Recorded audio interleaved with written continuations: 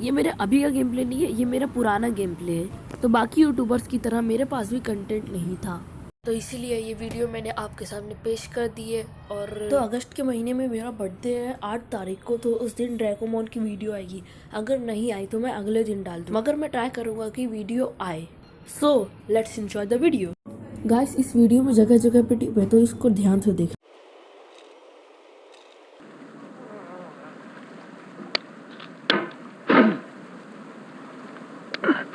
Guys, इस video में थोड़ा सा लैग है, तो उसके लिए sorry.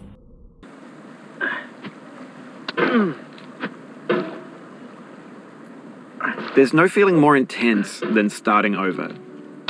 If you deleted your homework the day before it was due, as I have, or if you left your wallet at home and you have to go back after spending an hour in the commute.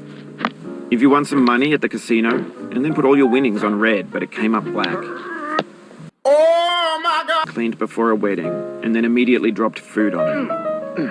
If you won an argument with a friend and then later discovered that they just returned to their original view. Starting over is harder than starting up. If you're not ready for that, like if you've already had a bad day, then what you're about to go through might be too much. Feel free to go away and come back. I'll be here. Alright, thanks for coming with me on this trip. I'll understand if you have to take a break at any point. Just find a safe place to stop and quit the game. Don't worry, I'll save your progress, always. Even your mistakes. This game is a homage to a free game that came out in 2002, titled Sexy Hiking. The author of that game was Jazuo, a mysterious Czech designer who was known at the time as the father of B games. And B games are rough assemblages of found objects. Designers slap them together very quickly and freely, and they're often too rough and unfriendly to gain much of a following. They're built more for the joy of building them than as polished products. In a certain way, Sexy Hiking is the perfect embodiment of a B game. It's built almost entirely out of found and recycled parts, and it's one of the most unusual and unfriendly games of its time. In it, your task is simply to drag yourself up a mountain with a hammer. And that act of climbing, in the digital world or in real life, has certain essential properties that give the game its flavor. No amount of forward progress is guaranteed. Some cliffs are too sheer or too slippery. And the player is constantly, unremittingly in danger of falling and losing everything. Anyway, when you start Sexy Hiking, you're standing next to this dead tree that blocks the way to the entire rest of the game. It might take you an hour to get over that tree, and a lot of people never got past it. You prod and you poke at it, exploring the limits of your reach and your strength, trying to find a way up and over. And there's a sense of truth in that lack of compromise. Most obstacles in video game worlds are fake. You can be completely confident in your ability to get through them once you have the correct method or the correct equipment or just by spending enough time. In that sense, every pixelated obstacle in Sexy Hiking is real. The obstacles in Sexy Hiking are unyielding, and that makes the game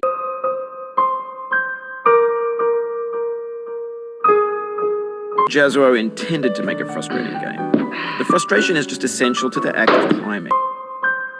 Authentic to the process of building a game about climbing. A funny thing happened to me as I was building this mountain. I'd have an idea for a new obstacle, and I'd build it, test it, and it would usually turn out to be unreasonably hard. But I couldn't bring myself to make it easier. It already felt like my inability to get past the new obstacle was my fault as a player rather than as a builder. Imaginary mountains build themselves from our efforts to climb them, and it's our repeated attempts to reach the summit that turns those mountains into something real. When you're building a video game world, you're building with ideas, and that can be like working with quickset cement. You mold your ideas into a certain shape that can be played with, and in the process of playing with them, they begin to harden and set until they're immutable, like rock. And at that point, you can't change the world. Not without breaking it into pieces and starting fresh with new ideas. For years now, people have been predicting that games would soon be made out of prefabricated objects, bought in a store and assembled into a world. And for the most part, that hasn't happened, because the objects in the stores are trash. I don't mean they look bad or that they're badly made, although a lot of them are. I mean they're trash in the way that food becomes trash as soon as you put it in the sink. Things are made to be consumed and used in a certain context, and once the moment is gone, they transform into garbage. In the context of technology, those moments pass by in seconds. Over time, we've poured more and more refuse into this vast digital landfill that we call the internet. It now vastly outnumbers and outweighs the things that are fresh and untainted and unused. When everything around us is cultural trash, trash becomes the new medium, the lingua franca of the digital age. And you can build culture out of trash, but only trash culture. B games, B movies, B music, B... अच्छा वो यहाँ पर पिछली video वाला scene नहीं हुआ।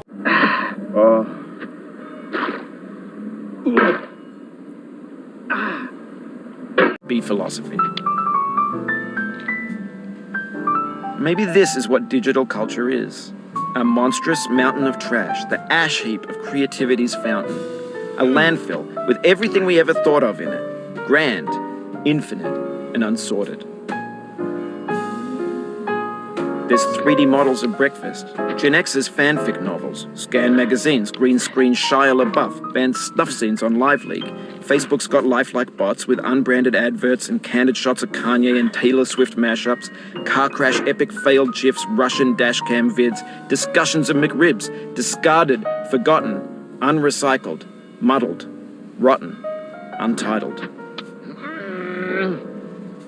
Everything's fresh for about 6 seconds, until some newer thing beckons, and we hit refresh. And there's years of persevering, disappearing into the pile, out of style, out of sight. In this context, it's tempting to make friendly content that's gentle, that lets you churn through it but not earn it. Why make something demanding if it just gets piled up in the landfill, filed in with the bland things? When games were new, they wanted a lot from you. Daunting you, taunting you, resetting and delaying you. Players played stoically. Now everyone's turned off by that. They want to burn through it quickly. A quick fix for the fickle, some tricks for the clicks of the feckless. But that's not you, you're an acrobat. You could swallow a baseball bat. Now I know, most likely you're watching this on YouTube or Twitch, while some dude with 10 million views does it for you. Like a baby bird being fed chewed up food. That's culture too. But on the off chance that you're playing this, what I'm saying is, trash is disposable, but maybe it doesn't have to be approachable. What's the feeling like? Are you stressed? I guess you don't hate it if you got this far. Feeling frustrated? It's underrated. An orange is sweet, juicy Fruit, locked inside a bitter peel. That's not how I...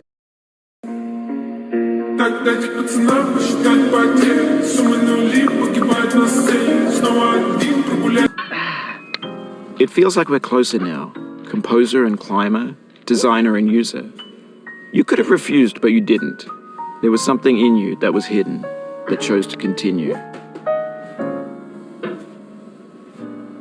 It means a lot to me that you've come this far, endured this much.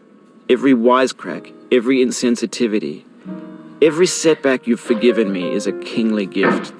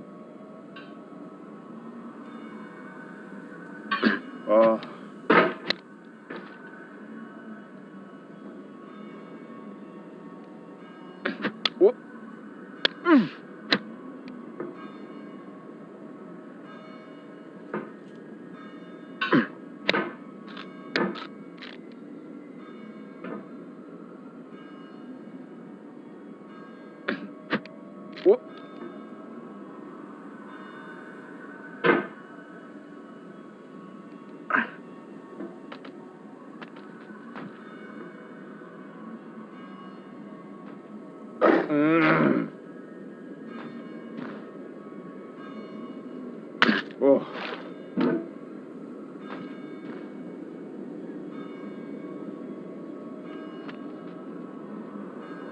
Oh, no.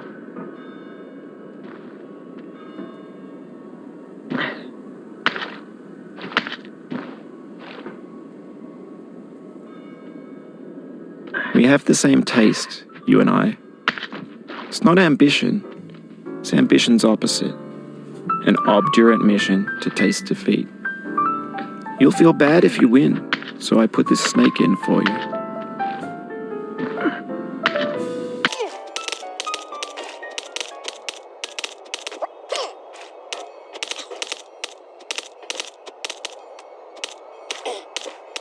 Have you thought about who you are in this?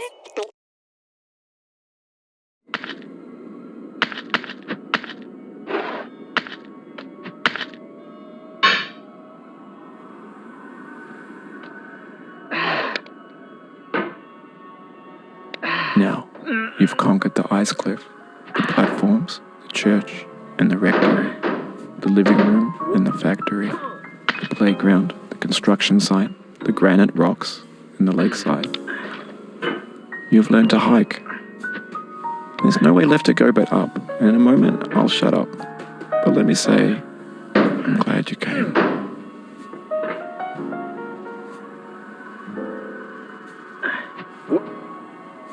छोटी बच्ची हो क्या?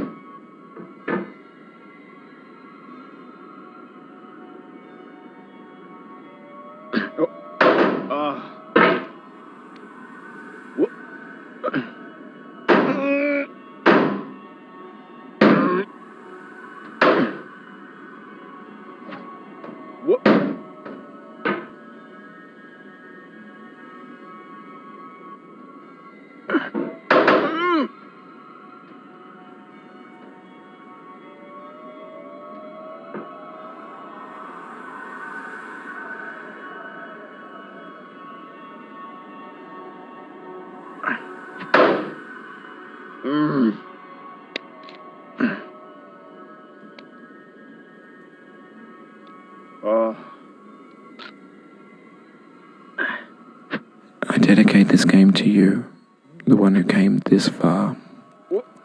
I give it to you with all my love.